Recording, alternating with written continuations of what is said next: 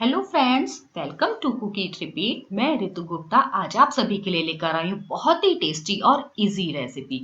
ये एक ऐसी रेसिपी है जो बहुत ही कम सामान से बनी हुई है। ये है आम से बनने वाली मिठाई। बहुत ही कम सामान इसमें यूज हुआ है और बहुत टेस्टी मिठाई है। यकीन मानिए, अगर आपने एक बार बनाकर इसे खा लिया ना तो आप मार्केट से लाना भूल जाएंगे।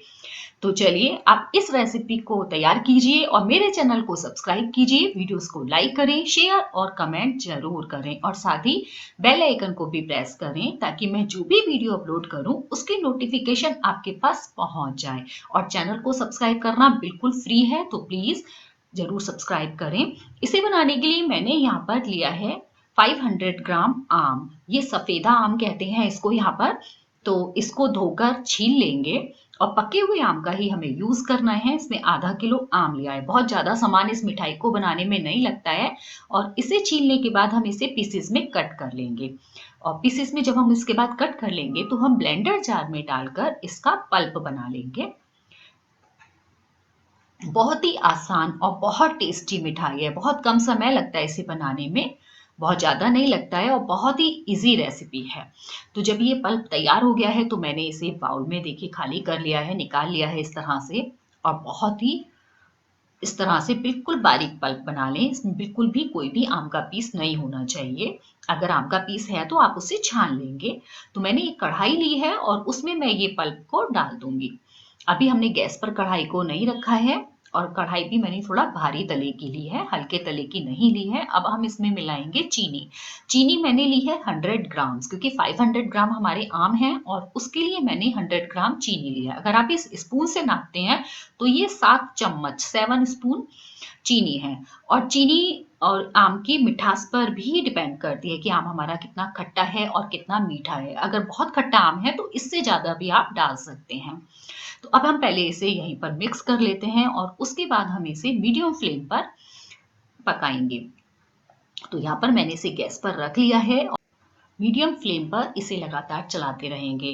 इस पल्प को हमें केवल 5 से 7 मिनट तक पकाना है, बहुत ज्यादा देर हमें इसे नहीं पकाना है, बस थोड़ा सा इसे पकाना है और बहुत ज्यादा टाइम इसमें नहीं लगता है।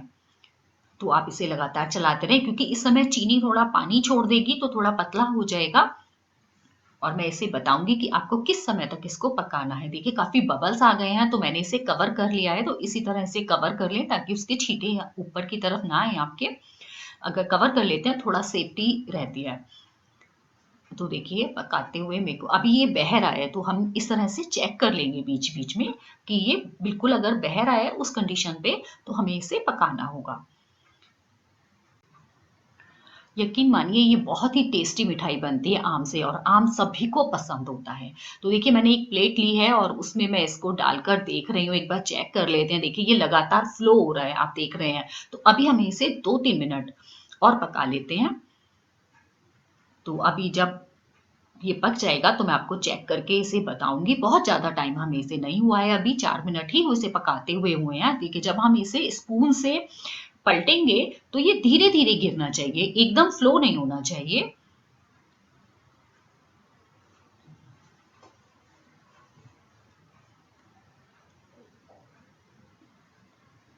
आप देख सकते हैं इस तरह से जब हम इसे गिरा रहे हैं तो ये रुक रुक कर गिर रहा है, एकदम फ्लो नहीं हो रहा है। और इसी तरह से हम इसे प्लेट पर भी डालकर चेक कर लेते हैं। तो देखिए जिस तरह पहले एकदम बह रहा था, फ्लो हो रहा था, रनी था, इस तरह नहीं है, थोड़ा रुक रुक कर ही ये नीचे की तरफ गिर रहा है। तो ये अब बिल्कुल परफेक्ट है, हमें इतना ही चाहिए, इसे और ज्यादा गाढ़ा हमें नहीं करना है। तो इस पल्प को बस आपको इस कंडीशन तक पकाना है। अगर आपका पल्प अच्छे से बना हुआ है ना तो आपकी मिठाई बहुत अच्छी बनेगी। और उसके बाद मैंने इस तरह से बड़ी प्लेट ली है, थाली कुछ ले लें इस तरह से, और उसे देसी घी से मैंने ग्रीस किया है। आप किसी भी ऑयल से जो भी खाते हैं ग्रीस कर लें अच्छी तरह से। और अब ये पल्प हम इस थाली पर डालकर फैला लेंगे। और हम जो पल्प फैलाएंगे बहुत आसानी से पतला पतला इसको फैला लें, बहुत मोटा ना रखें। और ध्यान रहे बिल्कुल एक सार फैले और इसमें कोई होल्स भी ना हो। अगर होल होगा तो ये वहीं से ही क्रैक हो जाएगा। तो देखिए आप बहुत आसानी से फैल जाता है और इसे हम सूखने के लिए रख देंगे फैन के नीचे। करीब 12 घंटे में ये सूखा है। तो मैंने क्या किया था, सुबह बहुत जल्दी इसे बना लिया था और शाम तक ये बिल्कुल तैयार हो गया था। तो इस तरह से मैंने जो थाली ली है दूसरी, उसे मैंने उल्टी तरफ इस पल्प को फैलाया है, क्योंकि उल्टी तरफ आसानी से हम उतार सकते हैं। तो इस तरह से थाली को उल्टा करके भी आप फैला सकते हैं। तो 2 थाली भर हमारी तैयार हो गई हैं इस तरह से। देखिए बिल्कुल इस तरह से इक्वल फैला लें और बहुत आसानी है इसको फैलाना, बनाना। तो अब मैं इसे सूखने के लिए रख देती हूँ फैन के नीचे और इसके लिए हम स्टफिंग तैयार कर लेते हैं। तो उसके लिए मैंने खोया तैयार किया है, मावा को तैयार करेंगे। तो यहाँ पर मैं 2 तरह से मावे की रेसिपी तैयार कर रही हूँ। तो ये प्लेट्स मैं फैन के नीचे सूखने के लिए रख देती हूँ। मैंने कढ़ाई को भी गर्म होने रख दिया है और यहाँ पर मावा बनाने के लिए मैंने लिया है मिल्क पाउडर। तो ये 200 ग्राम मिल्क पाउडर है और आप कप से नापते हैं तो 1 कप है। आप दूध से भी मावा तैयार कर सकते हैं और उसका लिंक भी मैं इसमें डिस्क्रिप्शन बॉक्स में दे दूंगी।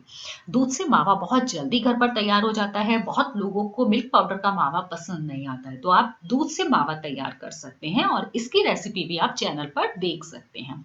1 किलो दूध में मावा आप बनाएं, बिल्कुल सफिशिएंट रहेगा इस मिठाई के लिए। 1 किलो दूध से 250 ग्राम मावा तैयार हो जाता है। तो मैंने यहाँ कढ़ाई में 1 कप मिल्क पाउडर डाला था और उसमें डाला है 1 चम्मच देसी घी और यहाँ पर लिया है आधा कप दूध और दूध को थोड़ा थोड़ा डालकर हम इसे चलाते रहेंगे। इस समय मैंने गैस का फ्लेम लो रखा है और इसे लगातार चलाते रहें, इसे चलाना बिल्कुल ना रोकें। ये मिल्क पाउडर से इंस्टेंट मावा तैयार हो जाता है, 5 मिनट में मावा तैयार हो जाता है। अगर आप मिल्क पाउडर का मावा पसंद नहीं करते हैं तो आप दूध से भी मावा तैयार कर सकते हैं, वो भी बनाना बहुत आसान है और घर का बना हुआ मावा बहुत टेस्टी भी होता है। तो देखिए यहाँ पर थोड़ा थोड़ा दूध डालकर मैं इसे लगातार चला रही हूँ। इसे चलाना बिल्कुल नहीं रोकना है और बहुत झटपट मावा तैयार हो जाता है। जो लम्स आए हैं वो भी ठीक हो जाएंगे जब हम इसे चलाते रहेंगे, मिक्स करते रहेंगे। और जो चारों तरफ पैन पे जम जाता है उसको भी छुटाते रहें।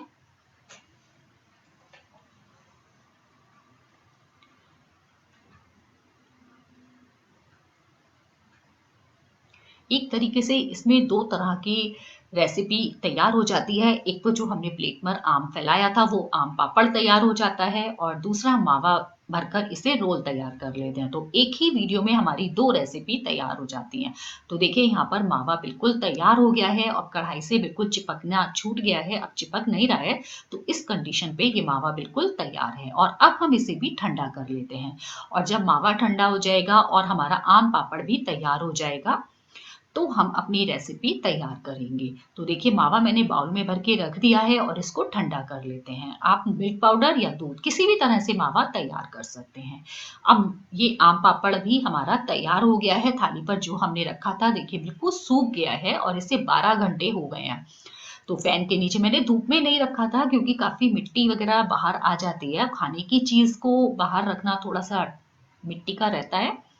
आप बहुत इजीली देखिए इसे प्लेट से उतार सकते हैं। बहुत ही आसान तरीके से आप उतार लें। अगर थोड़ा मोटा भी बन जाता है तो कोई बात नहीं है, बहुत आसानी से उतर जाता है। देखिए इस तरह से। और इस बार मैंने इसे थोड़ा पलट लिया है, जो साइड पहले नीचे थी अब इस समय पर मैंने उसे ऊपर रख ली है और अब हम इसे कट करेंगे। देखिए दोनों प्लेट कितनी इजीली उतर गई हैं, बिल्कुल कोई परेशानी नहीं होती है इसको उतारने में। ये हमारा आम पापड़ तैयार है। अब हम इसके रोल तैयार करने हैं तो हमें इसके लिए कट लगा लेंगे। 1-1 इंच की दूरी पर हम इसके कट इस तरह से लगा लें। ये मिठाई खाने में बहुत टेस्टी लगती है फ्रेंड्स। अगर अब आपको मेरी ये आज की रेसिपी पसंद आती है ना तो प्लीज वीडियोस को लाइक करें और मुझे कमेंट बॉक्स में लिखकर बताएं कि आपको ये बिल्कुल नई रेसिपी कैसी लगी। बहुत ही इजी है, मार्केट में भी बहुत जगह ये मिठाई नहीं मिलती है, बहुत ही कम जगह पर ये मिठाई मिलती है। तो अब मावे को हमने जो मैश कर लिया था और हाथ पर हल्का सा घी लगाकर नींबू के बराबर की एक लोई ले लें और इस तरह से छोटे छोटे 1-1 इंच के रोल बना लें उस मावे से।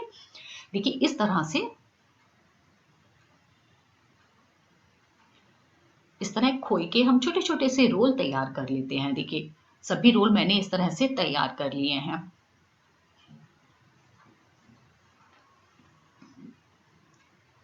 अब हम जो स्ट्रिप्स कट की थी एक प्लेट से हम उसे निकाल लेंगे और इस तरह ट्रे पर रख लेते हैं, क्योंकि बहुत ही अच्छे से इसमें पता चल जाएगा कि किस तरह से हम रोल कर रहे हैं। हम मावे को रखेंगे, खोए का जो रोल बनाया था उसको इसके अंदर रखेंगे और इस तरह से रोल करेंगे।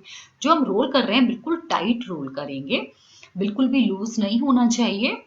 ताकि मिठाई जो हमारी है वो बिल्कुल खोए के अच्छी अंदर से चिपक जाए। देखिए कितना अच्छा रोल तैयार हुआ है। आप इसे इस तरह भी खा सकते हैं। मैं इसे थोड़ा छोटे पीस में बना रही हूँ, इसलिए बीच में से कट कर लेती हूँ। तो कट करके छोटी-छोटी ये मिठाई बहुत टेस्टी लगती है खाने में, खट्टी-मीठी, बहुत अच्छा टेस्ट आता है। बिल्कुल एक नई मिठाई बनकर तैयार हो जाती है। तो इसी तरह से हम सभी रोल तैयार कर लेंगे।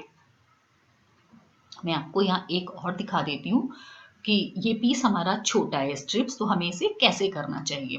तो इसे भी हम पहले इस तरह से रोल कर लेंगे, क्योंकि हमारी जो ये वाली स्ट्रिप्स थी थोड़ा छोटी थी और साइड वाली जो स्ट्रिप्स होती हैं वो भी थोड़ा छोटी होती हैं और थोड़ा गोल होती हैं।